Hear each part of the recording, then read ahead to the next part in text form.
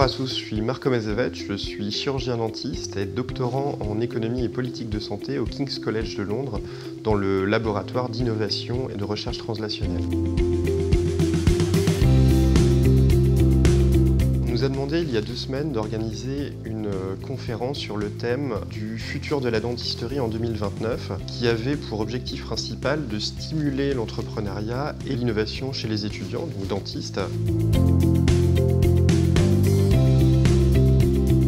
En innovation, on entend parler depuis quelques années de l'évolution croissante des technologies, des ordinateurs toujours plus puissants, des technologies toujours plus puissantes et de leur impact sur l'emploi et les professions. Pourtant, dans le débat public, il semble toujours y avoir cette impression que les nouvelles technologies vont remplacer traditionnellement les ouvriers peu qualifiés ou les emplois qui requièrent des tâches facilement automatisables. Donc la première chose dont je voudrais parler, c'est de ce graphique que plusieurs reconnaîtront, qui est la loi de Moore. Et la loi de Moore, qui a été prédite dans les années 65, puis vérifiée depuis les toutes premières calculatrices, dit que chaque année, la vitesse des calculs des processeurs double. Mais ce qui est à retenir, c'est que ce n'est pas une évolution linéaire, mais exponentielle. Et nous savons pourquoi. Parce que chaque innovation catalyse le progrès d'une autre, qui elle-même catalyse le progrès d'une autre innovation. En 2025, les processeurs auront atteint la capacité de calcul d'un cerveau humain. La puissance de calcul ne rend pas un ordinateur intelligent,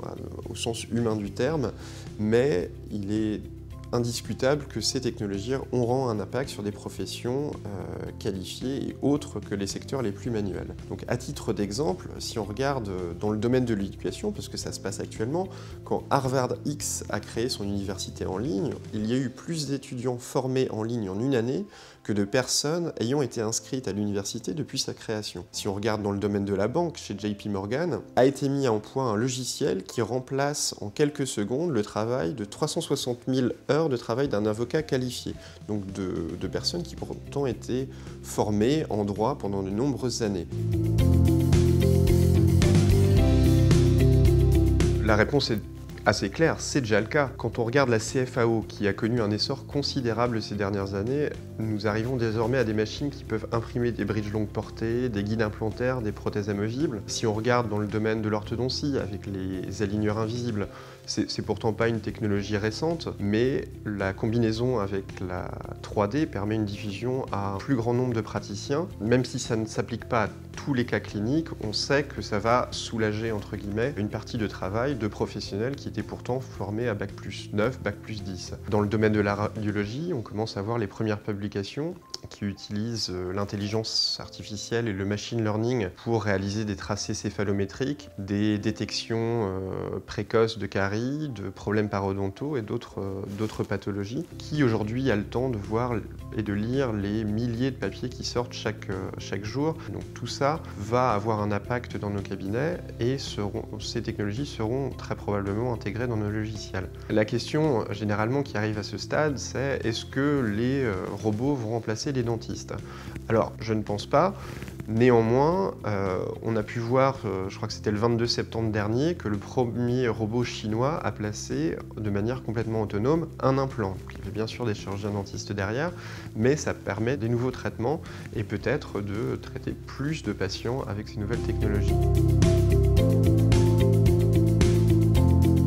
Le conseil le plus évident à donner, c'est bien de faire partie du jeu plutôt que de le subir. Il faut connaître ces technologies, ces nouvelles façons de penser et les appliquer à notre métier. Elles peuvent, je pense, apporter une vraie valeur ajoutée dans les domaines sociaux, technologiques et surtout l'efficacité de nos traitements. Il y a énormément de questions à résoudre dans le domaine de la chirurgie dentaire, mais qui sortent peut-être du cadre stricto sensu du cabinet libéral. Chacun peut apporter ses contributions, il y a plein de praticiens qui ont leurs intérêts propres et qui s'ajoutent et ne remplacent pas la compétence clinique. J'ai listé quelques questions qui reviennent souvent dans les congrès de e-santé ou de télémédecine, donc plus technologiques.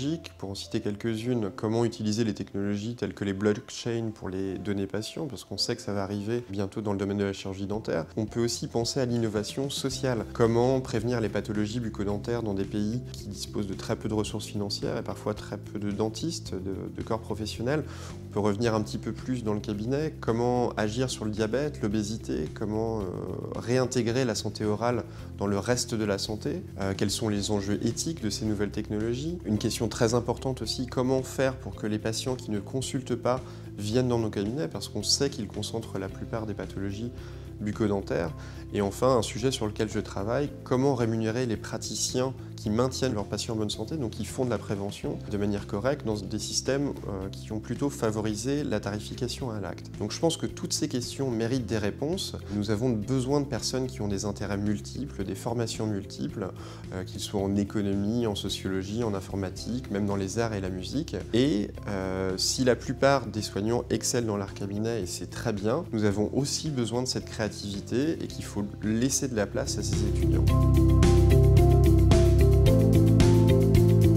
Sur des conseils peut-être un petit peu plus personnels, je pense qu'il faut vraiment penser en dehors du fauteuil. On peut avoir un impact sur la société qui est très important dans les domaines des innovations sociales et technologiques, sans pour autant avoir les mains sur un patient. Un conseil peut-être un petit peu plus technologique, apprenez à coder. Quel langage, donc souvent Python et R sont les deux conseillers dans nos domaines.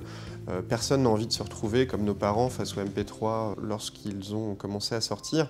Les enfants apprennent à le faire aujourd'hui, donc on apprend ça dans les écoles primaires, et je pense que c'est important pour des futurs professionnels de santé, non pas de devenir le plus grand programmeur que la France n'ait jamais connu, mais au moins d'avoir des concepts qui permettront de dialoguer avec ces futures professions, donc les data scientists, afin de pouvoir savoir ce qu'il est possible de demander à ces nouvelles technologies. Un autre conseil, je pense qu'il est très important d'avoir des relations en dehors du médical. L'innovation passe généralement en ayant un regard extérieur, donc on a souvent beaucoup d'innovations qui viennent par exemple du milieu de la technologie vers la santé, et je pense qu'il est très important d'avoir des relations avec d'autres personnes, peut-être dans le domaine du droit, de l'économie, comme on citait tout à l'heure, ou des arts et de la musique. Je pense qu'il n'y a rien de moins fertile que de discuter avec des gens qui ont le même point de vue que nous. Pour répondre à la question de départ, quel sera le futur de la dentisterie en 2029 ? Je pense que c'est vraiment très difficile parce que c'est vraiment ces étudiants et les personnes à qui s'adresse cette vidéo qui fabriqueront ce futur, et la plupart des innovations viennent aussi de secteurs qui ne sont pas forcément du domaine médical ni de la chirurgie dentaire et viendront d'ailleurs, et ça il faut vraiment s'y préparer. Personne ne peut prédire ces changements qui bouleverseront sans doute la profession, mais de les intégrer dans nos pratiques et de réfléchir de la meilleure utilisation possible de cette technologie est très important.